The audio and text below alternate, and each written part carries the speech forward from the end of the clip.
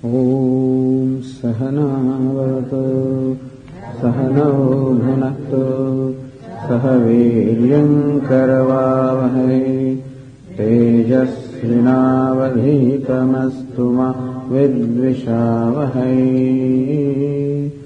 ॐ शान्ति शान्ति शान्तिः। Let us see from the verse 56.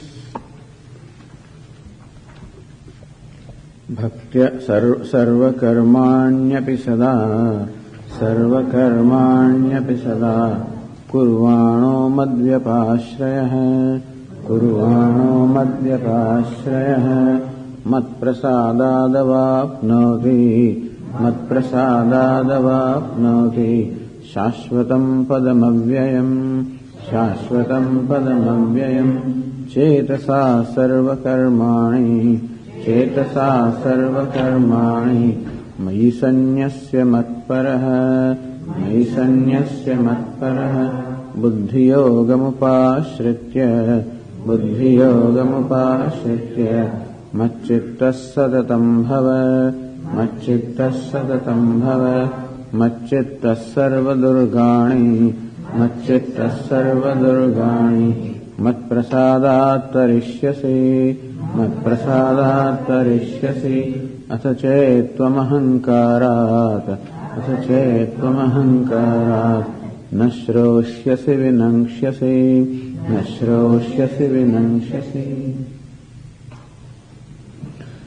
सर्वकर्माण्यपि कुर्वाणः अपि। Even when you perform any kind of action here, Arjuna, whether they are religious actions or secular actions, madvyapāśraya kurvānaha, performing those actions, taking refuge unto me, matprasadādavāpnoti, meaning that when you take refuge unto me, then you receive my grace, or my grace that is always there becomes available to you. Śāśvatam padamavyayam apnoti, and you will attain Shashvatam Avyayam Padam, that Padam abode that is eternal and imperishable. How do we get that grace? Cetasa sarvakarmani mayi sannyasya. Cetasa viveka buddhya. So using your viveka buddhi. One way is, so that is called Swami Bhrutya Nyaya, that I am the servant and Lord is the master. And so whatever I am doing as a servant does to his master. And that way a servant always keeps the master in his mind. As I say, when the servant does something at home, I'll just give an example of a cook, when the cook cooks, for the Swami, then all along while he's cooking, a part of his mind is always thinking of the Swami as to what he likes. So this Swami Bhrutya, Swami means a master, and Bhrutya means a servant. This master-servant relationship also, some relationship should be established with the Lord. The way to remember is, a relationship should be established, and a relationship in which there is of course love. So how the mother, for example, thinks of the son.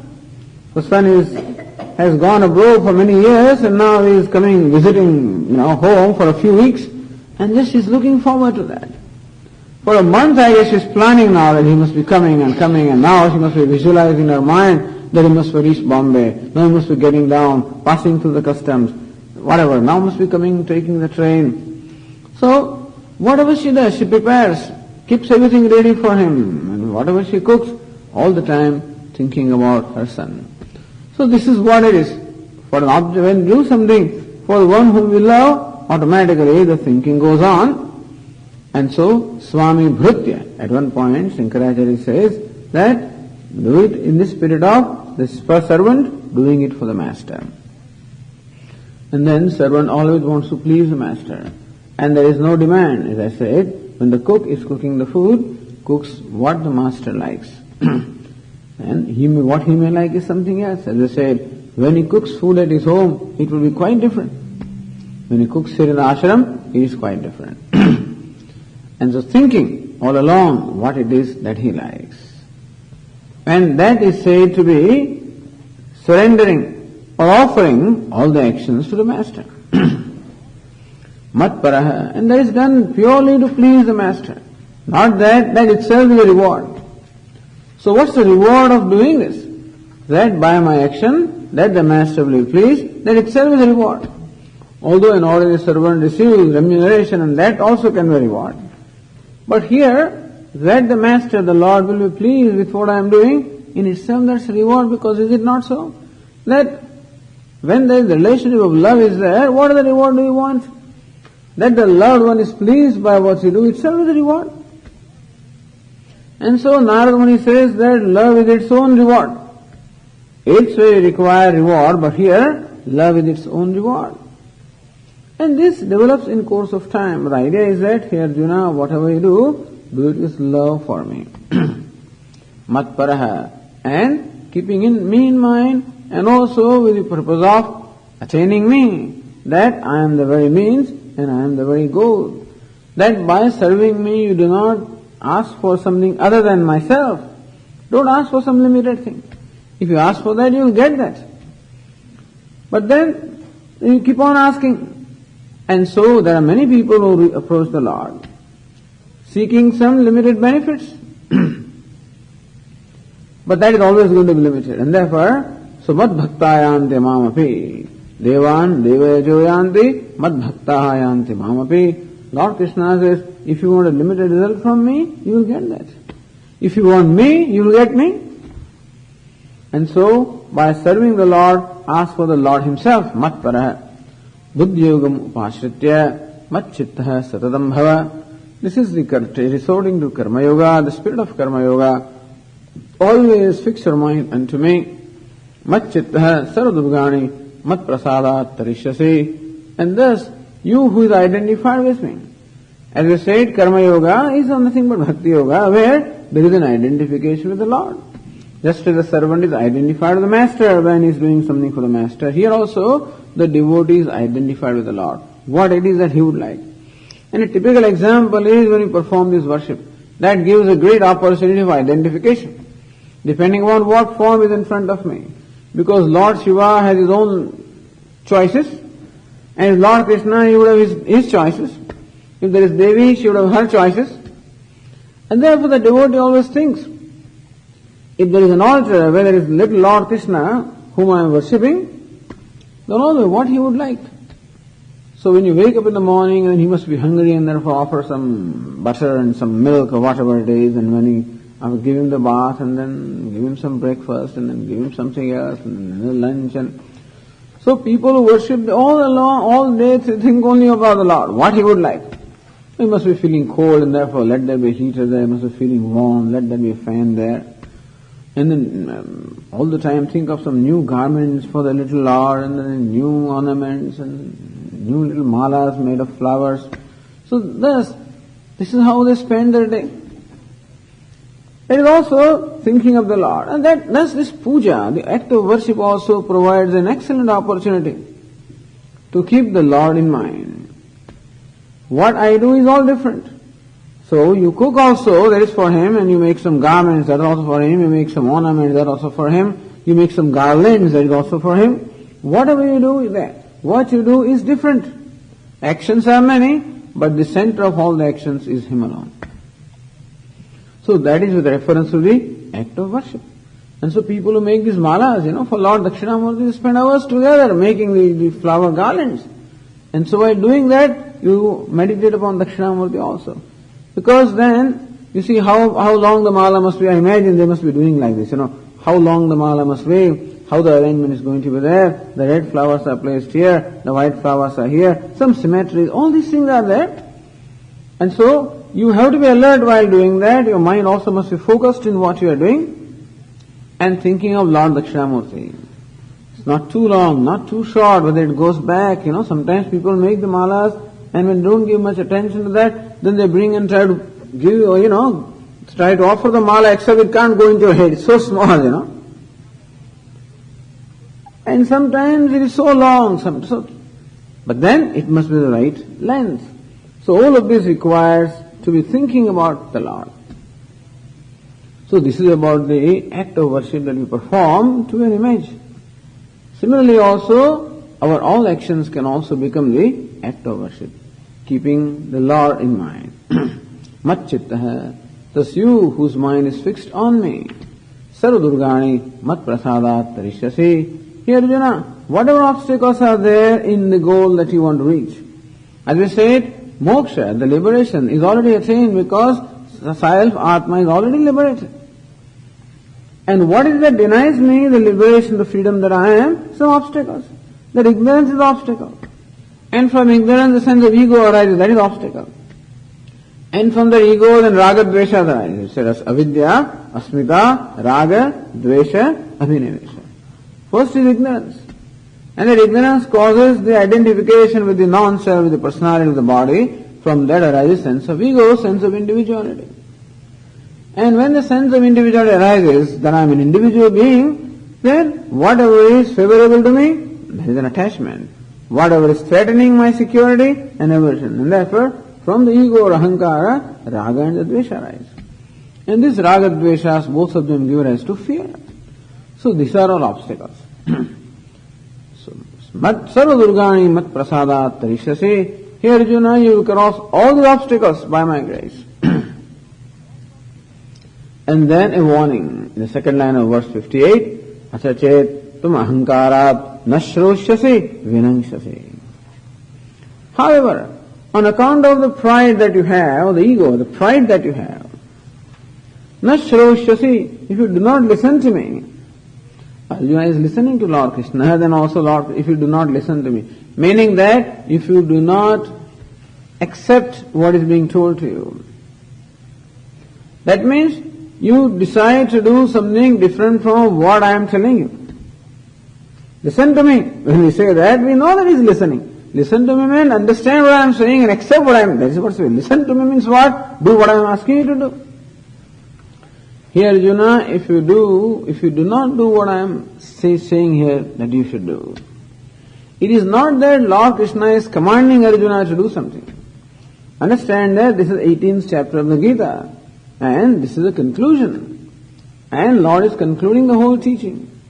And all possible reasons that are required for Arjuna to understand why he should perform the action, all of them have been given. In fact, Lord Krishna does not think that Arjuna will not do what he is asking him to do. Lord is not asking him to do, Lord is teaching. And Lord Krishna himself is quite sure that Arjuna understands what is being told. And still, a warning is given here. If not to Arjuna, to anybody else. Because Arjuna is of course the occasion because of which this teaching is imparted. It is imparted to all the aspirants, to all the human beings at all the times. And therefore, ahankara. If your ahankara comes in the way, and that is what actually becomes a great obstacle. What is it that keeps the student separated from the teacher? Even though the person may be sitting in front of you and listening and still hearing and still not listening, it's possible. Because Arjuna, because of pride, you think that you know better and therefore would not listen to me. That means would not accept what it is that I am telling you. Vinangshasi, remember that you will get destroyed. This is a very serious thing. Lord Krishna is telling Arjuna, you will get destroyed. What do you mean you get destroyed? Destroyed means what? Purusharthat bhrasto bhavishyati. It's not that Arjuna will die, but he'll become useless.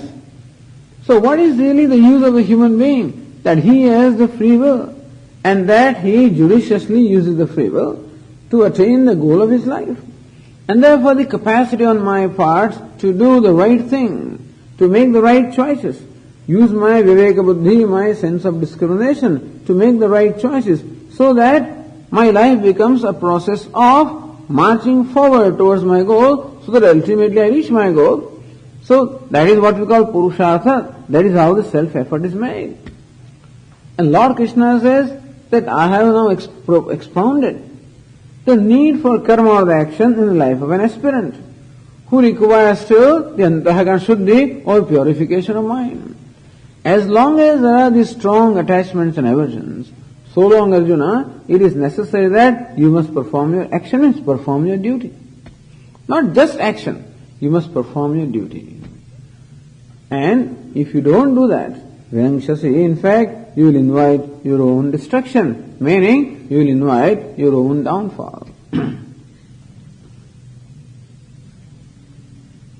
Idam cha tvaya namantavyam swatantroham. And don't think, Arjuna, don't think in this way that I am independent. Kimartham paroktam karishyami iti. I am independent, free to make my own choices, and why should I therefore follow, just obey what somebody else tells me? I can make my own choices. That is, in response to that, Lord Krishna says, this, as Swami says, this, the choice, the society of choices. You are little children, as long as they are home, up to the age of 4 or some 5, as long as they have not gone to school, so long they are all very dear, and they obey everything. Once even this chap starts going to even the kindergarten, not yet started going to school, kindergarten, 1 year. So every year I see this boy growing, and this year also, and so I told this boy, you've been watching TV, now shut up, we want to do something else. Then he says, do I have to? This little one, do I have to?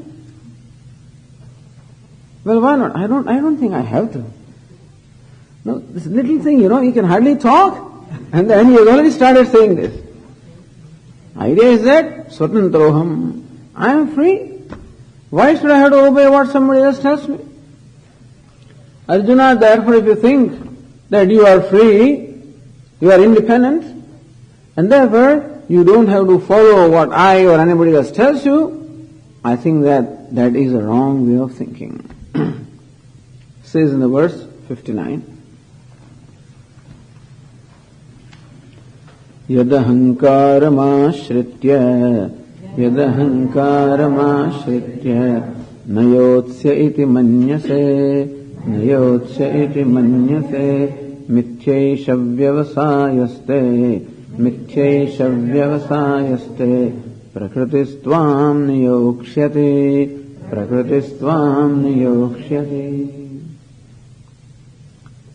Yet meaning yadi, if ahankaram ashritya, resorting to your pride, resorting to your ego or pride. So now we can resort to one of the two things. Either I can resort to the teaching, or I can resort to my pride. One day we are examining, what various things we can do. We say that either I can place myself in the hands of the Shastra. It is called Shastra, Shasanat Shastram. Shastra means scripture. And the word Shastra is derived from the root Shas in the sense of ruling. Shasanat Shastram. It is called Shastra because it rules.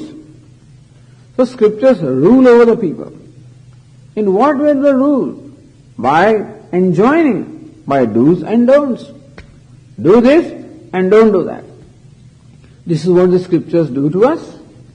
And so this Vidhi and Nisheda, the whole Karma Kanda section, that means a section dealing with karma or the rituals or the duties, is full of do's and don'ts. Do this, don't do that. Satyam vada, dharmam chara, may you speak truth, may you follow dharma, righteousness. Swadhyayan ma pramadaha, and may you not be indifferent to your study. Swadhyaya pravachanabhyam na pramadidavyam. One should not be indifferent to Swadhyaya study and repeating. So do's and don'ts, this is what we find in the scriptures.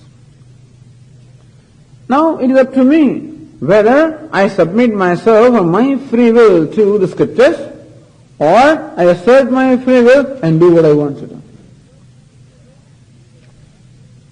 So here Lord Krishna says, Yadi ahankaram ashritya, resorting to your ego, nayotseti manyase, if you come to the conclusion after all this teaching, see, Lord Krishna did not say in the second chapter right away, do what I am telling you to do. Although Lord Krishna says often, Tasmad yudhyasva bharata, therefore hey Arjuna, may you fight. Tasmad uttishta kaunteya, yudhaya kriti nischaya. Therefore hey Kaunteya, hey Arjuna, arise, ready to fight, determined to fight.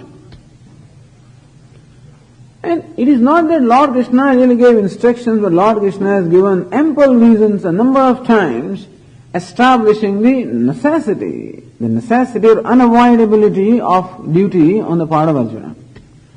And on the part of all the seekers who are similar to Arjuna. Arjuna, by his own account, said to Krishna, Lord Krishna at one point, Chanchalam hi manah Krishna pramati balavadram. O Lord, my mind is restless, and it is obstinate, and it is strong. I don't know how to control it. I think controlling my mind is more difficult than even controlling wind. Thus Arjuna admitted, his own by himself. So, this ragadvesha, the attachment, aversions are there. So as long as this kama, krodha, the lust, desire and the anger and all these things are there, so long, of course, it is necessary that we must perform the duties, that as we have been saying all along, that it is a very spirit of duty, and particularly perform with the spirit of devotion, that is conducive to, it heals all the wounds inside. All this lust and the anger and the greed and resentment and jealousies and whatever I have, all show there are wounds inside. So somebody told him, there was a camp going on with some Westerners, in the question and answer session when somebody said, Swamiji, we are all wounded people. I don't see wounds, He said, yes, there are wounds in the heart. So understand that whenever I am jealous, whenever I am angry, whenever there is resentment, all of these represent some wounds inside. All these wounds need to be healed. And that is why Bhagavad Gītā is prescribing a certain spirit, certain attitude that I adopt in my life, by which in course of time all these wounds will be healed. And that is how the anger will go, that's how the resentment will go, otherwise it will not go. Well, of course I have to deal with my anger by my own viveka buddhi, by discrimination, and still, as long as wounds are there, they require to be healed.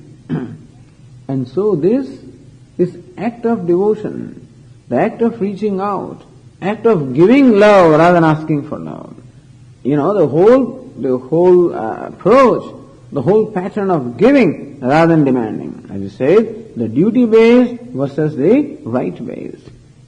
It's not right, but the duty. Not rights, but duty. So, Lord Krishna has, in fact, very elaborately explained how this whole thing helps you to grow. And as long as you require to grow, as long as you are not able to manage your own likes and dislikes, so long it is important that you pursue this mode of life. Nayotsedi manyase. But then, dharmikoham kruram karma na karishyami. Says, Lord, I am a religious person. And the action that you are asking me to perform, of killing all these near and dear ones, that is a very cruel action. And I think it is a dharma, I think it is violence, I think it is not righteousness, and therefore I will not do it. It is mithyabhimanam, this false pride. And so that I am a dharmatma, that I am a righteous person also can become a matter of pride. And on account of having this false notion of dharma means at this time, because of course Arjuna himself said, dharma sammudha chetaha, oh Lord, at this point, my mind is quite confused with reference to what is dharma and what is adharma. Should I fight this battle? Would that be dharma or the right thing to do? Or that I do not fight the battle, would that be the right thing to do? This was how he submitted himself to Lord Krishna, and Lord Krishna has shown him through all this teaching as to how fighting this battle is dharma. And you still have some kind of an ahankara, some kind of a pride, that panditoham, I am a learned person, I know. Yes, this is what you said, but I know what to do, because I have studied the scriptures. And this panditoham, dharmikoham, I am a pandita, I am a learned man, I am a religious person. In this manner then, you stick to your conclusion or your determination. Nayotse, I will not fight. Nayotse iti manyase. Mithya esha vyavasayaste. This resolve, this determination on your part that I will not fight is mithya. Is in fact, is resolve is false or is vain.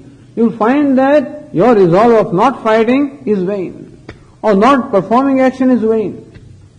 Why? Prakritistvam niyokshati. It is your nature that will impel you anyway. Here Arjuna, understand that you are not, you think that I am free, you are not free. Because you are an ignorant person who has not yet brought under control his likes and dislikes or even impulses. He is really not free. Although we may have this political freedom and social freedom and all kinds of freedom we may have, but still we are not free. Inasmuch as a human being is generally controlled by his own impulses. There are compulsions within myself and I am compelled to do something. Nahi kaschit kshanapi jadu tishtati akarmakrit. A person cannot sit quietly even for a moment. That is, person cannot remain inactive even for a moment. Karyate shivashah karma sarvah prakriti gunaihi. It is prakriti, the nature, which in fact will compel him to do something. You know Swami's story of the sadhu in the temple. So this is Lord Shiva's temple. Every day they are offering rice, as naivedya at the midday to Lord Shiva. And of course, the amount of rice that is offered is proportionate to the size of the linga. And so certain quantity of rice is being offered every day to Lord Shiva. And then that prasada rice is distributed to the priests and different people working in the temple. It seems that one measure of rice was every day given to one sadhu, one Mahatma sadhu, a sannyasi, who would come there and sit in front of the Lord and say nothing, do nothing, just sit quietly and do nothing. So this must have been going on for some years. And then there was a change in management. A new administrator came. He was looking at all the expenses and what other things, and he said, so it was this distribution of this rice, prasada. How come you are giving one measure of rice to this man? He is not doing anything. Then the priest said, I do not know, because that's what is written in the book, that every day you must give one measure of rice to this person also. Who has written that? I think the earlier administrator did. Stop it. Okay, so next day this sadhu did not receive his measure of prasada. Stayed hungry. Next day also this did not come to him. And then he went and inquired, what is the matter? He says, well, the new administrator has come and he feels that you should not get this prasada. Why? Because you don't do anything. You just come and sit and do nothing. Just sit quietly. So that is also important. So what is so important? He doesn't think it is important. Alright, invite him. So let the administrator come and see, let him demonstrate if he can sit quietly for one day. And so the administrator was informed of this. He said, of course, what is that? I can sit quietly as long as he wants. So please come down. And so next day, this sadhu also sitting there quietly. This man also came and sat there. And he also closed his eyes for 1 or 2 minutes, and then he was just looking around, as to what's happening. And so the sadhu says, don't open your eyes, just keep them closed. So he kept his eyes closed, but then, he started moving this way and that way. He said, don't move, just sit still. Then started writing some doodle, something or the other with his finger. Don't do that, just keep quiet, just sit still, quietly. In 10 minutes this man got up. He says, no way I can keep quiet. And then he announced that instead of one measure, let this sadhu get 2 measures of rice from Chakra. He recognized how difficult it is just not to do something, not to do anything. It is not easy. In fact, therefore, one does not have freedom to give up action. Sannyasa means renunciation. It is gone on the other side. But anyway, renunciation of duties. So, renunciation of duties, but when can I renounce? If I have freedom to give up the duties. You have freedom to give up the action. Lord Krishna says, Arjuna, you do not have the freedom to give up the action. You do not have the freedom to remain inactive. Why? Prakritistvām niyokshati. It is your own nature. By nature, we mean your own inner impulses. Your own likes and dislikes, your own inner restlessness, discomfort that you have inside, that will compel you to do something anyway. So you have to choose whether you will be controlled by your inner impulses or you will be controlled by the scriptures. That's all. But one requires to be controlled. Now this may not, this may sound rather very odd at this time when we say that you choose to be controlled by somebody. Swami, how can you say that? Why should I be controlled by anybody? But yes, that's called Shastra, that's called scripture, which controls a person. For the simple reason that you require some guidelines, some direction in your life. So what is the scripture? So imagine a man standing on the top of the hill and he has a total view, as compared to a person standing at the foothill and he has a very limited view. And therefore the man standing there tells him which way to go because he has a total view. And so the scriptures are those which are the revelations of Lord, or therefore we look upon them as Sarvajna, all-knowing. In short, the scripture has a total view. And I as an individual has a very limited view based on my own likes and dislikes, my own self-centered view. And therefore in all likelihood the decisions that I will make are going to be hurtful to me only. And therefore until I gain the maturity to also have the same total view that the scriptures have, until then I should follow the instructions of the scriptures.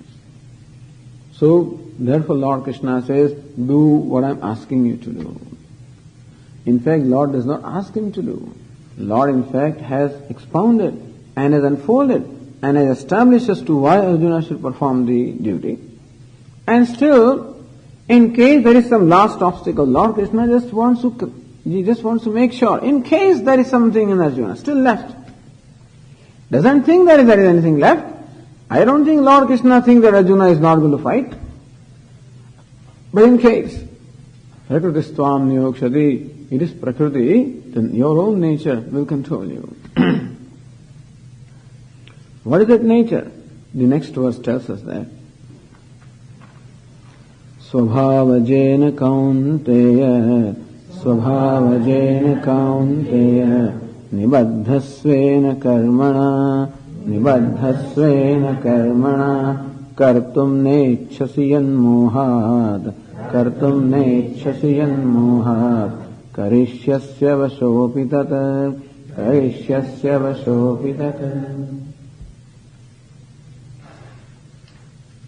Svabhavajena svena karmana nibaddha hi kaunteya.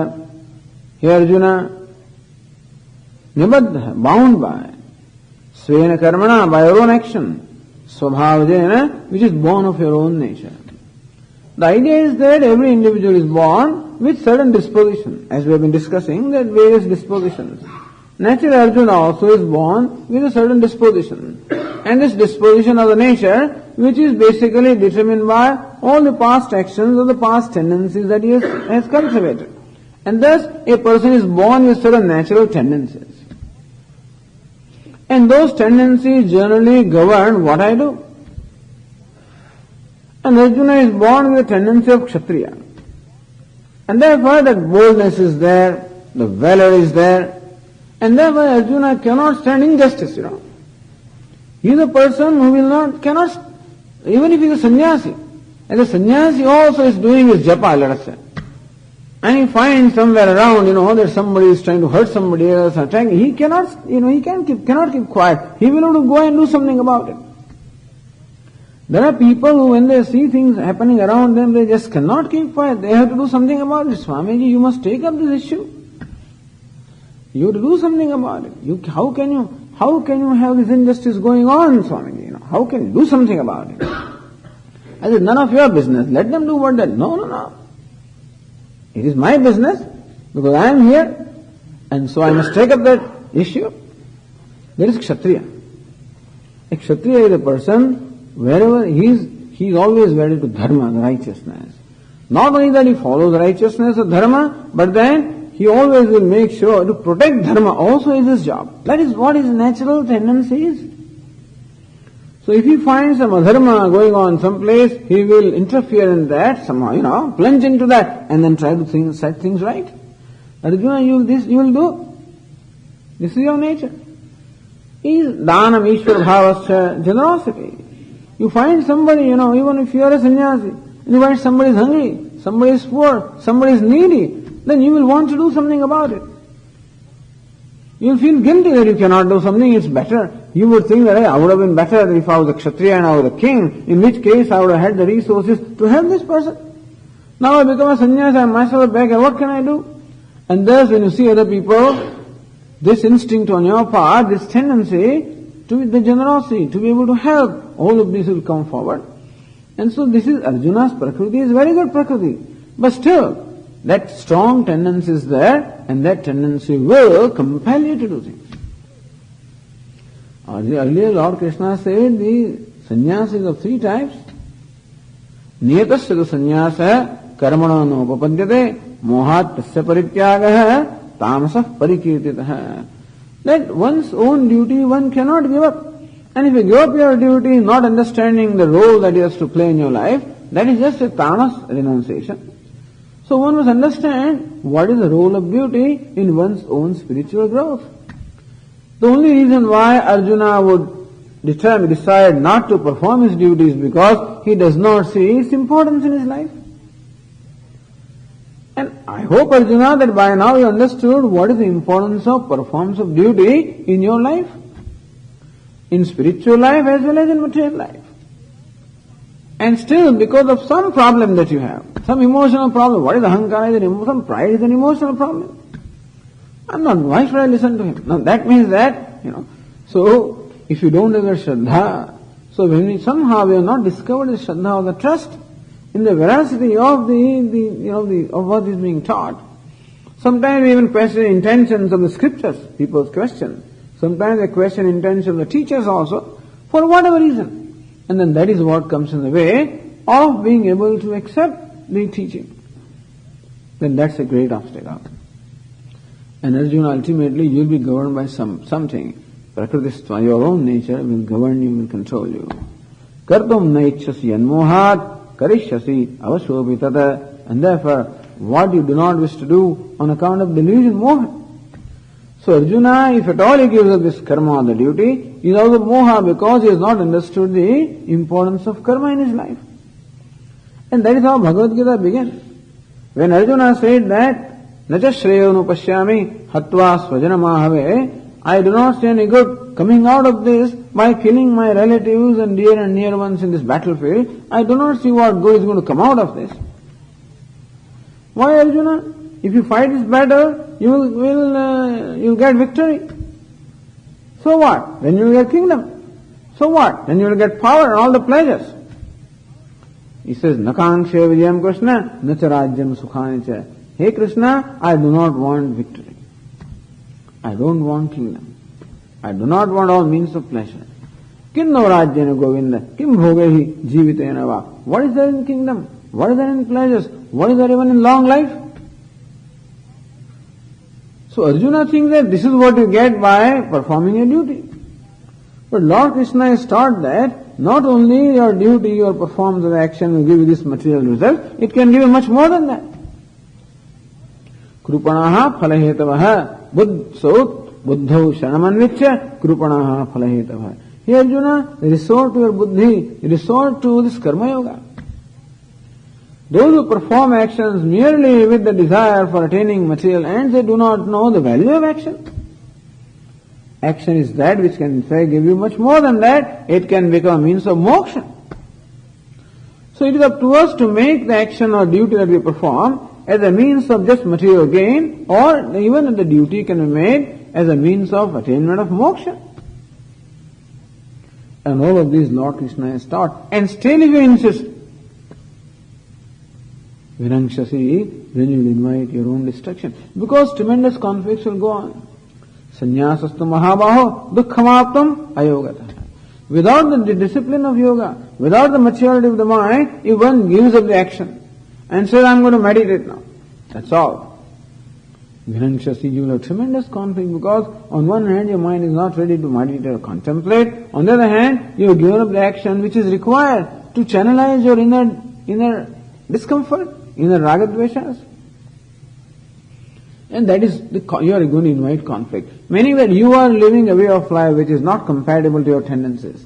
The idea is that we should live a way of life and we should do those things which are compatible to our nature, our tendencies.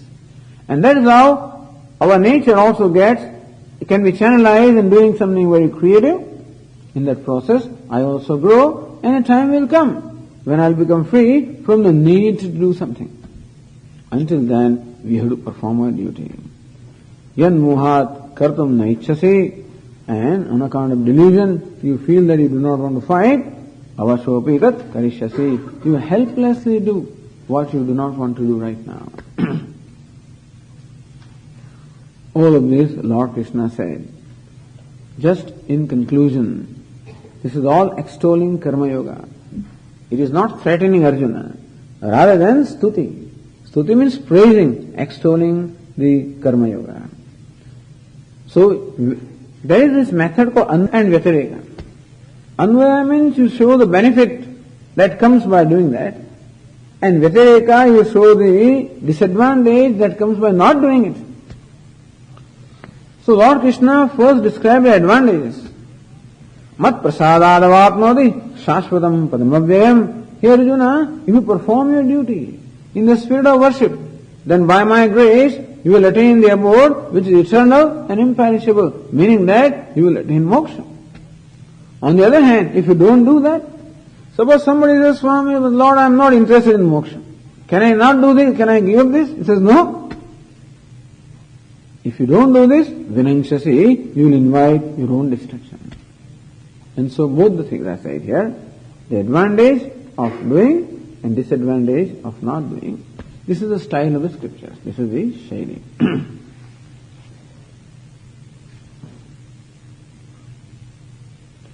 Who is the one ultimately controlling everything?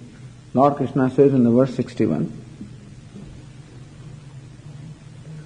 Ishvara sarva bhutanam, Ishvara sarva bhutanam, Hriddeshe Arjuna tishthate, Hriddeshe Arjuna tishthate, Bhamayan sarva bhutani, Bhamayan sarva bhutani, Yantrarudhani mayaya, Yantrarudhani mayaya. Here Arjuna, Sarvabhutanam Hriddeshe Ishvaraha Tishtati. The Lord abides in the heart of all the living, all the beings. Lord Narayana, or whatever, Narayana, Shiva, whatever you like to call him, Lord. Since this is the teaching of Lord Krishna, therefore Lord Narayana Vasudeva abides in the heart of all the beings. That's good. What does he do there? He doesn't keep quiet. Remaining in the heart of all the living beings, he is doing something there. What is he doing? Brahmayan sarvabhutani, causing all the beings to revolve. Yantra arudhani maya, yantra arudhani, like the puppets, or rather, imagine a circle or a merry-go-round, let us say, So, all the beings are in fact driven to revolve round and round like those seated on a merry-go-round. So once you sit on the merry-go-round also is good. But how about the roller coaster? That's even, And so, once you sit on the roller coaster, that is it. You have no freedom. The first time I went for the roller coaster, I did not know what it was, And I know that there was this amusement park and there was a long line with some friends who had gone many years ago. And we saw the people returning, I think some $5, $10, whatever it was, was fair, good amount of, money was to be paid. And I found that people are just returning in 2 minutes. For 2 minutes they are charging so much money. I said, that's all the fun you have for 2 minutes. And so, alright, when our turn came, sat on the roller coaster, and first it rose, and then you could see such a beautiful view everywhere. How nice it is, It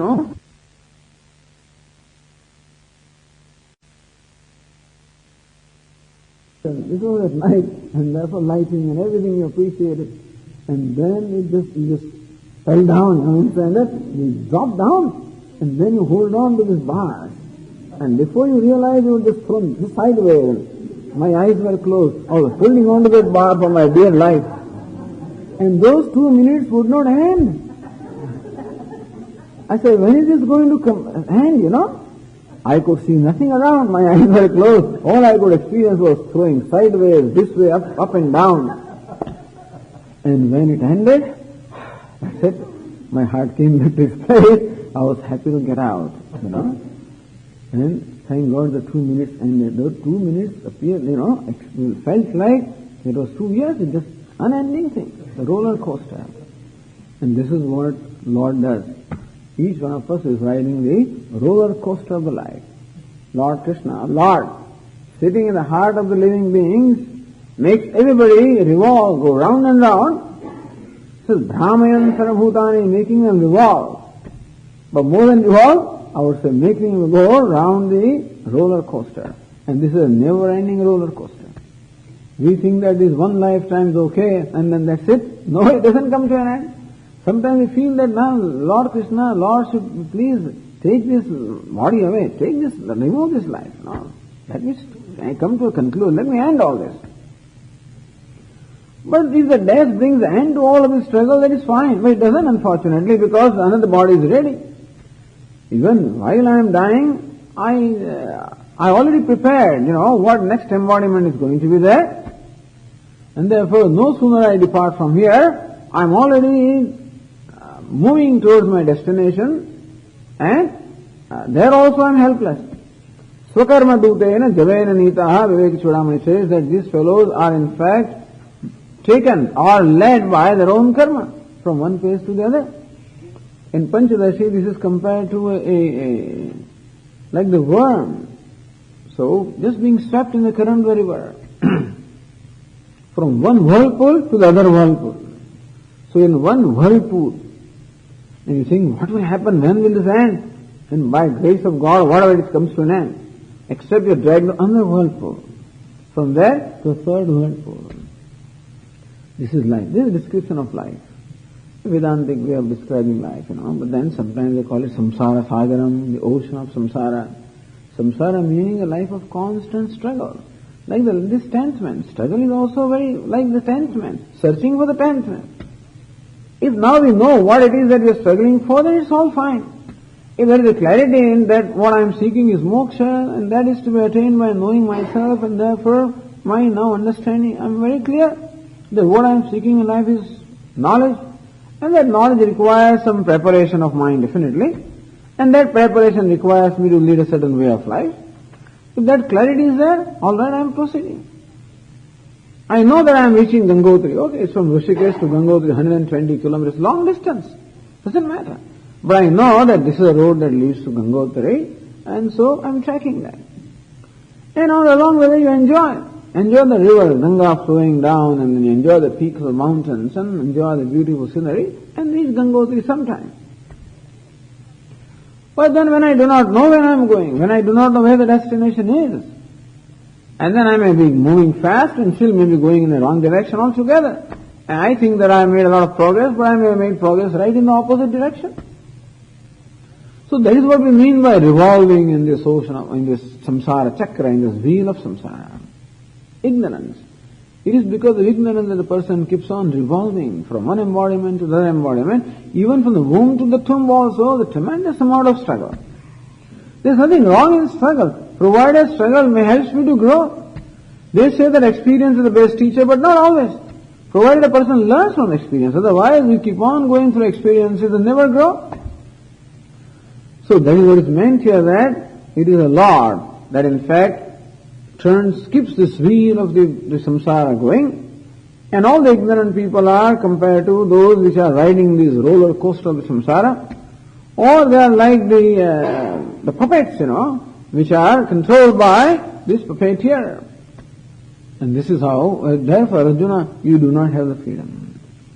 So in the earlier verses they were told, Arjuna was told that your nature will control you.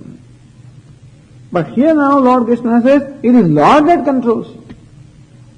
He is the one that controls everything. Keneshitam patade preshitam manah, kena prana prasamah paritiyuktaha. In Kenopanishad, that student, aspirant goes to the teacher and asks him what it is prompted by which the mind performs its activities. What makes the eyes see? What makes the ears hear? What makes this prana, the breath, go up and down? What makes all this happen? Shrotrasya shrotram, manasah manoyat, vachoha vacham. So the teacher says, it is the ear of the ear and mind of the mind and eyes of the eyes and speech of the speech. That means there is something that makes the speech, utter the words.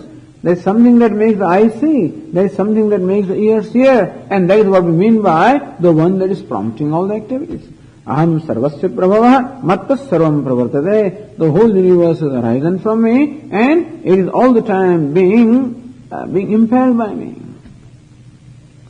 And that there is someone that impels everything. There is that consciousness, that person, when in the presence of which this personality performs its functions.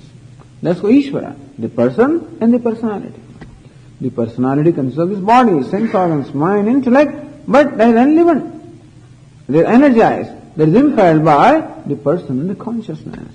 That's called Ishvara. Sarvabhutam. Brihadaranyaka Upanishad, is a very beautiful section called the Antaryami Brahmana. Antaryami Brahmana. The Lord Antaryami. Antassan Yamayati. One who remaining inside controls everything. Because we see the whole world being controlled. So it says, Yah Pruthivyam Tishtan Pruthivyah Antaraha Yam Pruthivyena Veda Yasya Pruthivi Shariram Yah Pruthivi Mantaraha Yamayati. So one who remains within the earth, whom the earth does not know. The earth does not know. The one that remains within the earth, whom the earth does not know, for whom the earth is a body, and remaining within the earth, who controls the earth. What do you mean, Swami, controls the earth? That earth behaves only in a certain way. Earth does not have freedom to behave in a manner different from what it is doing.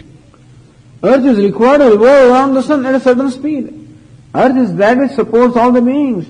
Earth is that which, nurtures and nourishes. Earth performs a certain function and it has no freedom not to perform that. And the Brihadaranyaka Upanishad describes all the elements. So one that remains within the fire, whom the fire does not know, for whom the fire is a body, and remaining within the fire, who controls the fire. And that means that fire also acts in a controlled, predetermined manner. So we find everything in the universe functioning as though being controlled by an inner controller. Is it not so? The whole universe functions in a very systematic manner, that it's controlled by the laws. And so there is inner controller, it's called Antaryami. And so the human being also functions as though it's controlled. Our tendencies also are there, and through them we are all controlled. So as you can understand that there is an inner controller and he determines everything. And therefore you do not have the freedom. Brahman sarvabhutani yantrarudhani maya. By maya, by delusion, by ignorance, he makes all the beings go round and round, revolve in this chakra, samsara chakra, the wheel of samsara. So what do we do? And so Lord Krishna says in the next verse,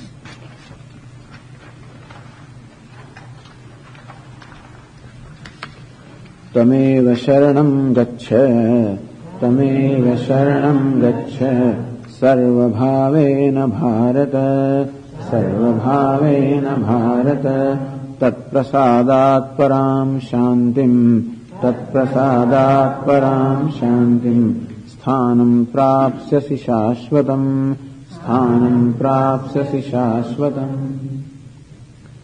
Tameva sharanam gaccha. Hey Arjuna, take refuge in him. Sarvabhavena bharata. Hey Bharata, hey Arjuna, Sarvabhavena, by your whole being, take refuge unto the one who is seated in your heart and by whom everything is controlled. Although you see, when we describe Ishvara or God as a controller, there is certain negative connotation there. So what do you mean God is doing this? God is making us go round and round? That's very unfair. God is controlling what we do. Looks like it's unfair. Not really. We cannot say that God really does it. All He does is God is nothing but that presence. But my tendency is also energized in the presence of consciousness. So because of consciousness, whatever tendencies I have, they are enlivened. And through those tendencies, my behavior, whatever I do, is controlled. In that sense, we say that God controls, not that He has some kind of a weapon or a scepter in His hand and He controls everything. Our God is not the one who controls, and He requires thousands of hands and legs to control the whole universe. No, His presence is enough. Maya adhyakshena prakritihi suyate sacharacharam. In the 9th chapter it was said that it is in my presence that prakriti performs all its activities of creation, sustenance, resolution. And though in our chart we showed how the personality is where all the activities take place, and the person, the God, is ultimately merely the presence. So that is the consciousness in whose presence everything happens. It's a way of saying that everything is controlled. We say God is order. Even the word order also means some kind of an order is there. Not that there is any effort on the part of God to in fact establish the order, but the very presence keeps everything in order. So really when we say everything is controlled, we can say that everything is in order. That there is a harmony, that there is a rhythm, and that ultimately the rhythm or harmony is due to the Lord. Tameva sharanam gaccha. Take refuge unto that Lord who is of the very nature of the order, or the very nature of the harmony, in whose presence everything takes place. Who is the satta spurti pradata, one that imparts satta and the spurti, one that imparts the existence to everything, the intelligence to everything. Like a wheel that rotates, the very axis. The axis is that which supports the wheel, and axis is that which rotates the wheel. And thus you can compare Lord to the axis of the whole universe that provides the existence, support, as well as the dynamism. And so, rather than sticking on the wheel, go to the very center. You see, one of the saints, I think Kabir has said, in the olden days there used to be those, grinding mill, what do you call that? Where you, grinding stone, where you grind the grains. Every morning, they get up, the housewife gets up, or the daughter-in-law, whoever it is, so wakes up early in the morning, at 4:30, and in the grinding stone, grind the wheat. And as you know, if this wheat has not been cleaned properly, sometimes on the wheat there are some worms, some insects also there, some worms also are there. And they also get ground along with the wheat. Except the worm that chooses to remain near that axis. You have seen the grinding stone. So there is a hole in between which is inserted in the axis. So there is one stone which is fixed, in which there is a spoke or an axis, upon which the other stone, which is rotating stone, is placed, and that's how we grind. The insect that sticks to that little central axis, that is the one that does not get ground, and the one that stays away from that gets ground. Or the other example that they give is like a fisherman when he throws his net. All the fish that is away from the fisherman gets caught in the net, but the fish that is playing around the feet of the fisherman, he doesn't get caught in the net. So similarly also, this whole wheel is there. Where should we go? If you want to be ground, well, all right, you stay away. If you want to be saved from this grinding, go to the very center, which provides the very existence, provides the support, provides the dynamism, that is called God. Tameva sharanam gaccha. Here Arjuna, take refuge unto Him. Sarvabhavena bharata, by your whole being. What do you mean by whole being? At the level of your body, speech, mind, all that, by your whole being, take refuge unto Him. The sharanam, ashrayam, samsara artiharanatham. The word sharanam is a very beautiful word, derived from the root shri, in the sense of that which destroys, that which tears off. Meaning, going where all your grief and all your fear and all your anxieties and all your pain and suffering is all torn apart, meaning that where all your suffering comes to an end, that is called sharanam. Tameva sharanam gaccha. Here Arjuna, take refuge unto the Lord, who is the one that impels everything. And reaching there, all your suffering, all your pain and suffering and sorrow will come to an end. That is why it's called sharanam. In the 9th chapter, Lord Krishna said, Katir bharta prabhasakshi nivasa sharanam suhrata. I am the sharanam, I am the refuge of the whole universe, I am the protector of everybody. What kind of protector? Suhrut, the one who helps. So one who is a well-wisher without expectation of any return favor. That is called Suhrut. There is a word called Mitra. Mitra means a friend. So with a friend there is a relationship, a mutual relationship. I help my friend helps me. Suhrut means that well-wisher who helps me without expecting any return favor.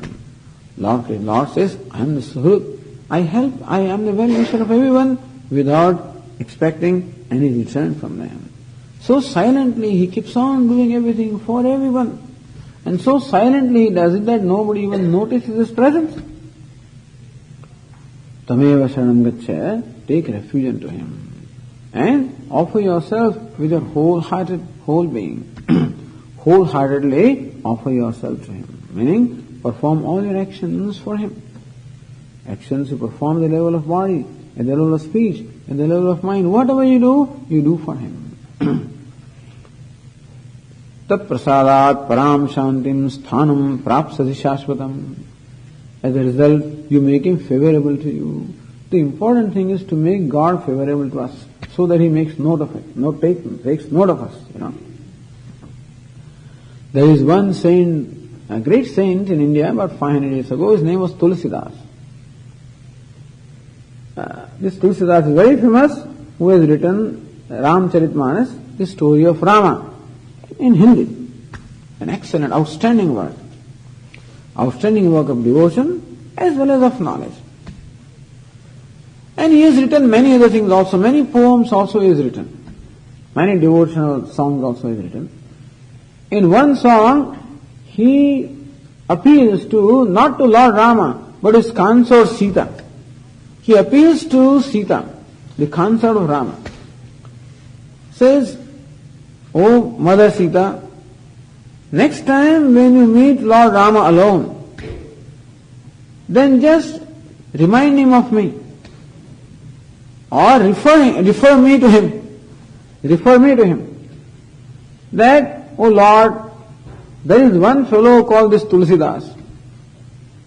He is a great cheat." So Tulsidas says about himself, that tell Lord Rama on my behalf, just refer me to him, that this fellow Tulsidas is a great cheat. He is pretending to be a great devotee. In fact, in the name of Rama, he is cheating the whole world and getting all the benefits, because people think that he is a great saint and he is a great devotee, and therefore he receives the respect and reverence of everybody. In fact, I am nothing. I am not his devotee, I am just a show, I am just making a show. But refer me to him and tell him that there is somebody called Tulsidas who is just a thugger, who is a cheat. Say that. And he uses your name and gets all the benefits by using your name. So tell Lord Rama this. Then what will happen? At least Rama will hear my name. Oh, Tulsidas.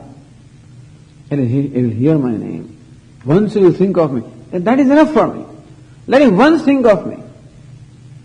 So once thinks of me and just becomes a little favorable to me, that's all, then my work is done. In the 10th chapter also says that Lord Krishna says that when I find that my devotees are worshipping me for just love, for love out of me, then out of compassion for them, I dispel the darkness of ignorance in the heart and illumine the lamp of knowledge. He does it. So it is Lord who does it. All we have to do is to make him do that, that's sure. He should recognize that I badly want him to do this. Therefore, sarvabhavena bharata, so may you take his refuge wholeheartedly by your whole being. And so that he knows that you want your ignorance to be removed. You want all your obstacles to go. Let him hear that. Let him learn that. And then tat prasadat. Thus he becomes favorable to you. You invoke that compassion in him. You invoke that pity or compassion in him. Make him favorable to you. Tat prasadat. What are you saying, Swami? Making Lord favorable to me? He knows what I want. Why should I have to pray to the Lord? Does he not know He's omniscient? Does he not know what I want? Does he not know what I need? But anyway, whether we like it or not, He always showers his favor. As we said, the sun always showers his light. But still, there is some expectation on our part to open our windows anyway, then the light can flood in. That much we have to do. Similarly also, even though the favor of the Lord is always available to us, and still you have to open that window by making Him know that I want that favor. How do I declare this? By wholeheartedly accepting Him as my refuge, by wholeheartedly offering myself to Him, and thus by making my intention very clear that this is all I want. Wholeheartedly means what? That you don't need anything else. Otherwise I am a devotee of many things today. For half an hour in the morning and half an hour in the evening I am devotee of Lord also. And then I become devotee of somebody else. When I go to my business place, I become devotee of my income. And then when I go to some place else, I become devoted to something else. And therefore today, I am devotee of many things, and therefore wholeheartedly, I am not the devotee of the Lord. I am a part-time devotee. Wholeheartedly means what? Become a full-time devotee. Because Lord likes that He should be the only one occupying your heart and nobody else. He is rather a jealous person, And therefore, if you find that you love more than one, you love him also, and love somebody else also, and somebody else also, then he is very shy. He doesn't come forward. When you find that all you love is himself, and that in your heart the only one who is placed is him, then he comes. Sarva bhavena. And therefore, by your whole being, may you worship him. And when he is convinced that you are very sincere, that you mean what you say, otherwise every evening we say, Tera tujhko arpan, kya lage mera? Tana mana dhan sab tera, sab kuch hai tera. Oh Lord, this body, this mind, my wealth is all yours. It's yours that I am giving it to you. So Lord thinks that, oh, he has given everything to me. But next thing again he comes and sings the same thing, This is all yours and I am giving to you. He's not just saying that I am giving to you. He is waiting for us to give it to him. And when he feels that he means what he says, that's all. So that is what is meant, that when this intention becomes very clear, and when I am totally committed to it, I am totally devoted to that, tat prasadat, that is when I become the recipient of his favor. Param shantim sthanam prapsasi shashvatam. By his grace, by his favorableness, param shantim prapsasi, you will gain absolute peace. Param shantim. Shanti means peace. Param meaning that which is unconditional. Unconditional peace you will get. That which is not limited in time, place or condition is called param. Param shantim prapsasi, you will attain that eternal peace. And shashvatam sthanam prapsasi, you will attain that eternal abode. The abode is an eternal abode. Yad gatva nivartante tad dhama paramam mama. Having reached where there is no coming back. Having attained what, there is no more to attain. That ultimate goal of your life, you will get tat prasadat, by his grace. So remember, or make a note of more than once Lord Krishna is talking about prasada. In the verse 56, mat prasadadavapnoti. By my prasada, by my grace, you will attain the eternal and imperishable abode. In the verse 58, mat chitta saradurgani mat prasadat tarishasi, by my grace you will overcome all the obstacles. And again in verse 62, tat prasadat param shantim sthanam prapsai shashvatam, by his grace you will attain the absolute peace and the eternal abode. By prasada, prasada, prasada. Prasada means grace, favorableness. And so by our devotion, we make, isn't that so? To make somebody favorable, you require devotion. Like what the boy children do when they want the favor of the father, want to go for a movie in the evening, It's not that father will let him go. Those days we didn't have any pocket money and stuff like that. If you wanted to go someplace, you would ask for money. So want to go for a movie in the evening, and father generally doesn't like me to go to movies, and so, but anyway, this evening the father returns home, and I'm waiting at the door, receiving him, I take his shoes from him and I put them away, take his socks and put them in the right place. And Dad, this chair is ready for you, be seated. Shall I get a cup of tea for you? What kind of, He knows something is going on here, but anyway, he's pleased with this. My son, oh yeah, that's very good. So what can I do for you? Dad, can I go to the movies this evening? All right, okay. And so you require prasada, favorableness. That's one way of doing. Another way of doing it. Dad, I am going to go to a movie this evening. No, my son, yes, I will do. That's another way of doing it also. But a very graceful way of doing is what? Get his favor, and win the favor.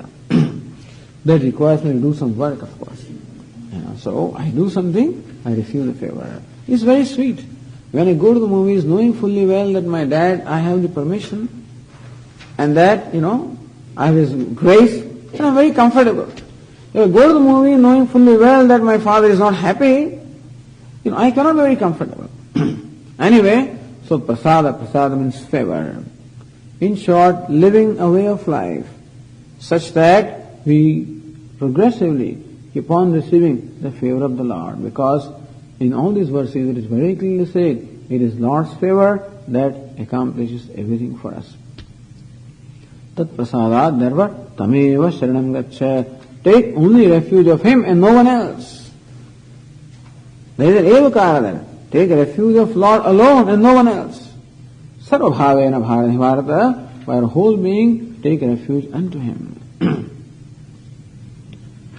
Okay, we'll continue tomorrow. Om Purnamada Purnamidam Purnat Purnamudachyate Purnasya Purnamadaya Purnameva Vashishyate. Om Shanti Shanti Shanti. Shankaram Shankaracharyam Keshavam Vadarayanam Sutra Bhashya Krutau Vande Bhagavantau Punah Punah. Ishvaro Gururatmeri Murti Bheda Vibhagine Vyomavad Vyapta Dehaya Dakshinamurtaye Namaha. Om Shanti Shanti Shanti. Hari Om. Shri Gurubhyo Namaha. Hari Om.